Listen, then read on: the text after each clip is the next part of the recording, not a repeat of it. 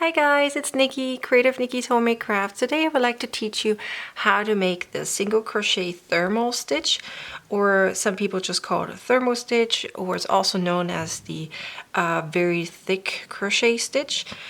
And the reason for that is because it is very, very thick. Now I used it here for a book cover that I created. I used it actually all around for every single part of this for this cover. Now, most people would use it for pot holders or blankets maybe, you know, anything like it. This is made with cotton, so it makes it a little heavier and sturdier actually. And yeah, so it's a very, very pretty stitch, and as you can tell, it lines up very neatly. So it is different, and both sides look identical. So this is a flat version of the stitch. It can be used in a round, and you'll see how you can do that. I'm not going to show it how to do it in a round, but you can easily pick that up very, very easily. All right, so let me zoom in so you can see what I'm doing. Let me see that I can focus better here. All right. Okay, so you start out with just a chain and one row of single crochet. Whether you do that flat, whether you do that straight, it doesn't really matter. Okay, so now you have, ideally, you want to put the first row of single crochet in the back bump of the chain that you created. Or you just start with, you know, the chainless single crochet, the chainless foundation single crochet, and then you have the same way, okay? So let me explain to you where we're going. So typically you go right here underneath the V's, right? Like this. You just go through, and that's where you put your stitch. Now this is a little differently. You're working on the top row and the row beneath it at the same time. And because you're using only half of that stitch, that means you're using the back loop instead of both loops, you are actually making it like similar to a zigzag, right? So when I create a stitch on this side, there's one left over on the other side, which I'm going to work on the next row. So it's similar to like from the height, it's like a half stitch higher instead of a full one. So you'll see it as you do it yourself. You understand what I'm trying to say.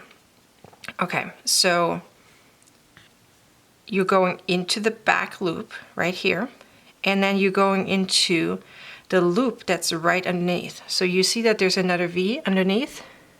Let me see, right there, you can see it.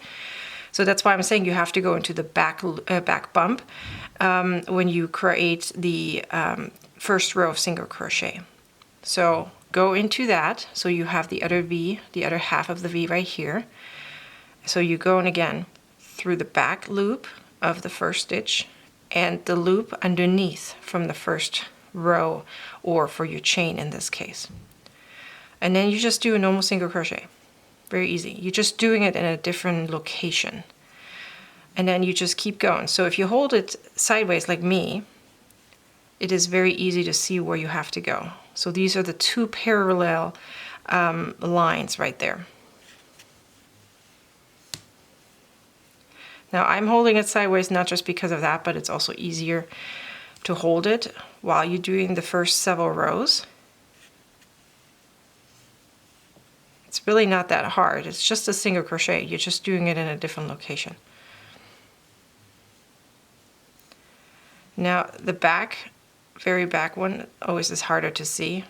It's the two lines that are right next to each other right here. Let me see here. This one, and then the bottom right there. Make sure you catch the last one, otherwise you're not going to have a straight piece in the end. Okay, so that's the first part.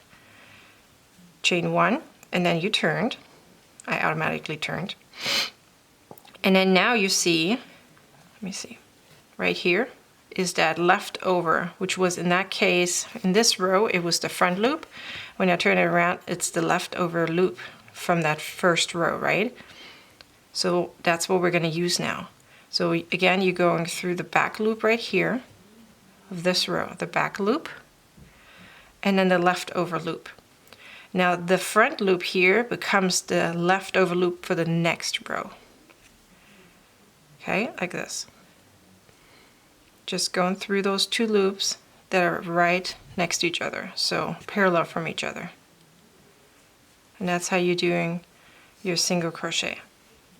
Now later on, I tilt my piece the proper way, so you won't, you won't tilt it like this. But it doesn't really matter how you hold it, as long as you know where you put your stitches. Like that. Okay. And now I'll do one more row for you guys so you can see where I'm going and how thick this is becoming. So again, this is the leftover loop that we skipped. This would be this loop for the next row.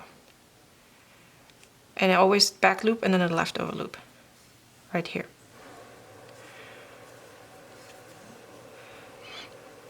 It's actually very easy. It's just in a different location. It's unusual. But again, some people use this stitch for pot holders or blankets, anything you want thick and heavy, or bags. I use it for a cover because I want to have several rows so you can already feel, well, you can't, but once you do it, you can feel it. It is becoming thicker than a normal stitch. And it's, you don't have that many holes. So that's why it's used for pot holders. So let me show you now how you would finish. Let's say this is your finished piece at the end. The very last row of your finished piece, you don't want this almost like ladder-like. Okay, it's almost like an L shape. So it doesn't look finished. You want it a little round, just like the bottom is, right? So in order to finish that, you, instead of going through these two loops as we normally would, you go through all three. That means through the V and the leftover loop. So you have 3 loops on your hook, right? Well, additionally to the one that you already have. So you're going through the V and the leftover loop right here. So that's how you finish all those pieces with this specific stitch.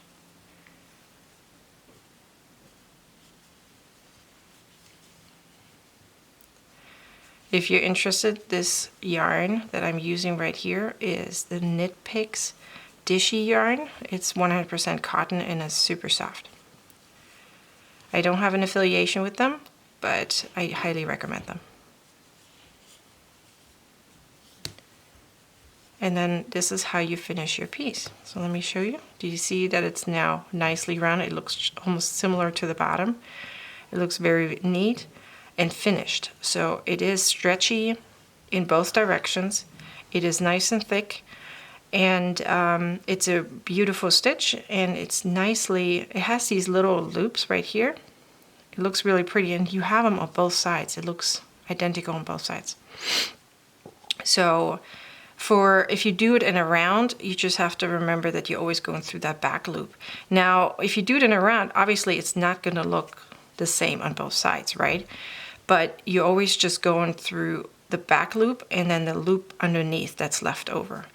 So therefore you can also do it in a round. Let's say you want to do it for a hat or something like that. So anyways, I hope you like this stitch. I hope it was well explained, and you can give me a thumbs up and subscribe to my YouTube channel for any future videos. And in case you're interested in this specific pattern right here that I just showed you, make sure you click on the link below in the description, and follow me on social media, and see you next time. Bye.